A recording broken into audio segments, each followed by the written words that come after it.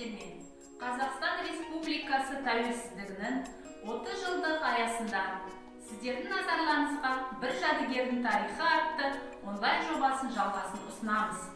Бүгін біз сіздерге әйелдердің аяқ киімі туралы баяндайтын боламыз. Дала халқы бүкіл әлемге таралған аяқ киім жасаудың жоғарғы технологиясын меңгерген. Табиғат пен көшпенді өмір салтына байланысты ата-бабаларымыз үшін сапалы аяқ киім кию маңызды болған.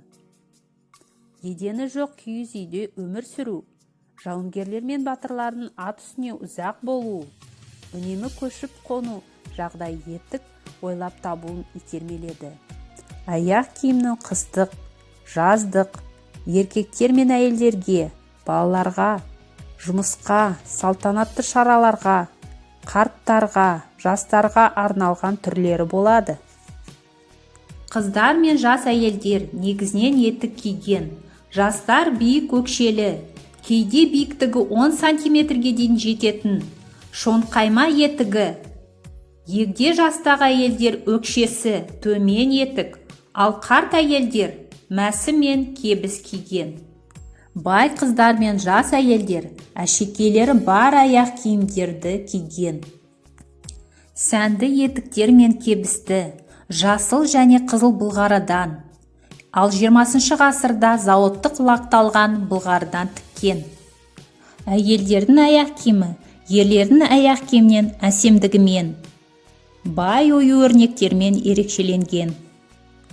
Дәстүрлі ортада аяқ киім тігумен тері, қайыс өңдеумен мамандарылған адамдар айналысқан. Олардың атадан балаға беріліп, отыратын өзіндік технологиясы, яғни тәсілдер мен жүйесі болған. Ақмола облыстық тарихи өлкетану музейінің қорында аса құнды жәдігер етік сақталуда. Аяқ киім Қызылжар ауылының тұрғыны әйгілі татар жазушысы Ибрагим Салаховтың әйелі 1913 жылы туған Махинур Салаховаға тиесілі болған. Аяқ киім 20 ғасырдың 60-70 жылдары жасалған. Заводтық жұмыс Қазан қаласынан әкелінген. Музейге Салаховтардың отбасы, жақын досы Әлия Бану ансамблінің жетекшісі Асия Фатиховна Ахметжина 2011 жылы 11 шілдеде тапсырған. Назарларыңызға рахмет.